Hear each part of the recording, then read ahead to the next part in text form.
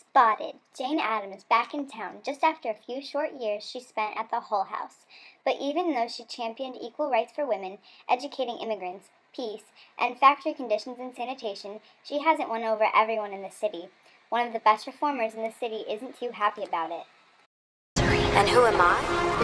That's not a secret I'll never tell. You know you love me. XOXO. Gibson Girl. Oh my god, look at what I just read on Gibson Girl. Jane Addams is back in town. Did you hear about what she did with the Hull House? She made it for the new European immigrants to educate and watch their children while the parents worked. Wow, what a great idea.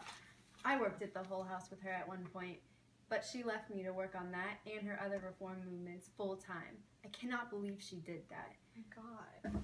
So, I'm really excited for that. Who is it this late at night? Florence! It's been so long. How have you been? Can I come in? Sure. Hey, Jane, we've been dying to meet you. Thank you. Florence, who are these lovely friends of yours? Well, these are my friends, Charlotte Perkins-Gilman, Frances Willard, and Ida Tarbell. I only have tea with the best reformers. Of course. Charlotte, what cause do you stand for? Oh, I'm a strong supporter of creating childcare centers and community kitchens for women, but my passion is writing. I've written many works for women, including my story, The Yellow Wallpaper, and my book that pushes for women's economic independence, Women and Economics. That's impressive. What about you, Frances? You haven't heard of her? She's the founder of the Women's Christian Temperance Union. I'm a strong supporter of the temperance cause, and alcohol consumption is such a strong cause of poverty, and the saloons in the West use gambling and prostitution to promote it even more. Luckily, my hard work paid off because Congress listened and passed the 18th Amendment banning alcohol. That's impressive. What about you, Ida? Well, I can tell you I'm not just a simple teacher. Like Charlotte Perkins-Gilman, I'm a writer, and I wrote The History of the Standard Oil Company, a work meant to destroy John D. Rockefeller. I want everyone to know how brutal of a man he is.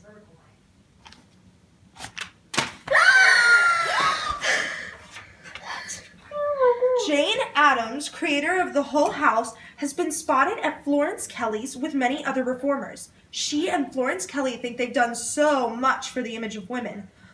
But all they've done is tarnish it? Read all about it in tomorrow's copy of Gibson Girl. Are you kidding me? What? This is crazy. I've done a great deal for one and others. Who does this girl think she is? Oh my gosh, look at this. It's Gibson Girl.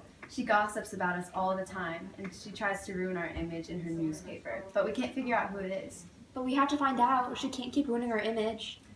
I have an idea who it might be. Even though we're not the best of friends anymore, I think we can figure this out. Let's go over to the first suspect's home, Ida B. Wells. Gibson Girl, we've caught you. I knew she was Gibson Girl. There can't be two great reformers named Ida. What? Gibson Girl? I would never write such a thing. Then what are you doing at a printing press, Ida? You got it all wrong. I'm not here printing Gibson Girl. I'm printing articles for African Americans like me. You see, I was the daughter of a slave, and even though slavery has been abolished, black people still face hardships like lynching each and every day. Since I am a newspaper editor, I want to get the message out about civil rights, and hopefully one day I will be equal to the white.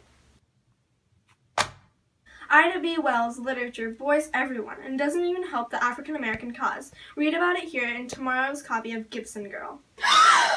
Well, now we know that it could have been Ida B. Wells who wrote this literature. This is such a lie. Your literature is literally so inspiring. Yes, and in fact, my piece, A Red Record, was so inspiring, it inspired me and some others to create the National Association for the Advancement of Colored People, or the NAACP.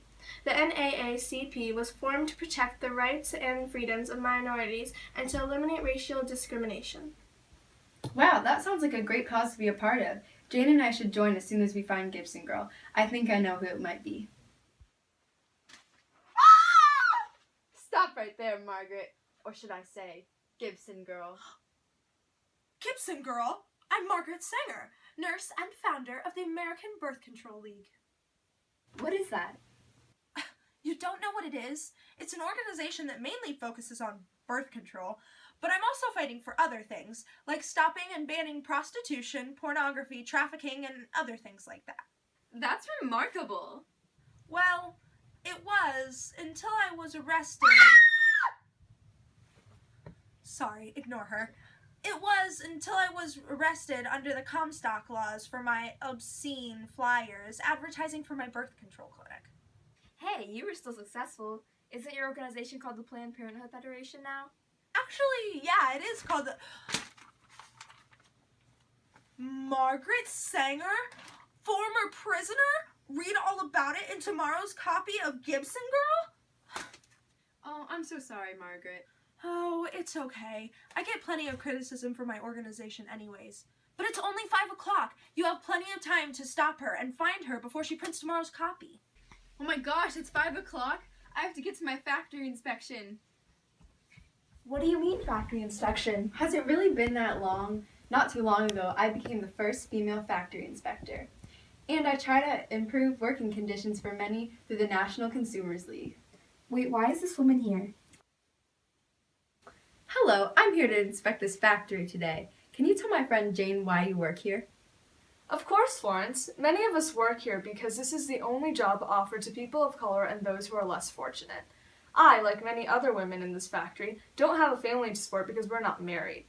So I decided I would work in a factory in order to make a little bit money to support myself. So if I wasn't a reformer, what would I most likely be doing? That all depends on your social class. If you're in the lower class, you'll typically work as a farmer, industrial worker, or a house servant.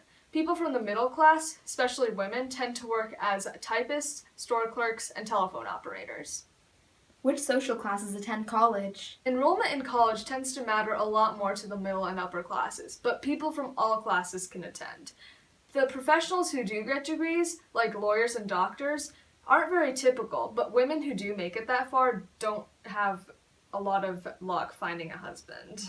Thanks for sharing, but we really need to get along with this factory inspection. What kind of factory is this anyway? Oh, this is a Triangle Shirtwaist Factory. That sounds horrendous. You've never heard of Triangle Shirtwaists? They're so hot right now. Gibson Girl even wears them. Did you say Gibson Girl? Yeah, haven't you heard of her? She's such a great role model. Where is she? Check the printing press at 14th Street. She should be there. Let's go! Gibson Girl. Well, if it isn't Jane Addams and Florence Kelly. You've been running around all day asking all the important reformers of the progressive era about their stance in society and what they stand for. Now, I want to share with you why I'm important. Okay, but if you tell us, will you stop writing rude things about us? Don't be mean, let her speak. Anyway, I represent the strong female figures and the fashionable socialites of this era. I rarely work, but I do attend dress balls, plays or concerts at the theater, and sporting events. I'm the face of the new woman, and I represent the strength and beauty of her, according to Charlotte Perkins Gilman. Charlotte said that about you? You heard me. Your friend Charlotte Perkins Gilman praises me because I represent the newly found freedom of women in the 20th century. Wow, you're really not that bad of a role model. I thought you were just a pretty girl that every woman wanted to be. But you're really helping the woman's cause, as depicted in the popular political cartoon. This popular political cartoon by Puck illustrates the opportunities and responsibilities expanded to women during the Progressive Era. Women revolutionized the nation in their efforts and reforms to end racial segregation, help immigrants, and improve working conditions.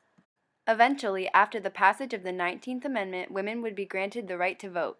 The Gibson Girl, created by Charles Dana Gibson, would change the image of women forever.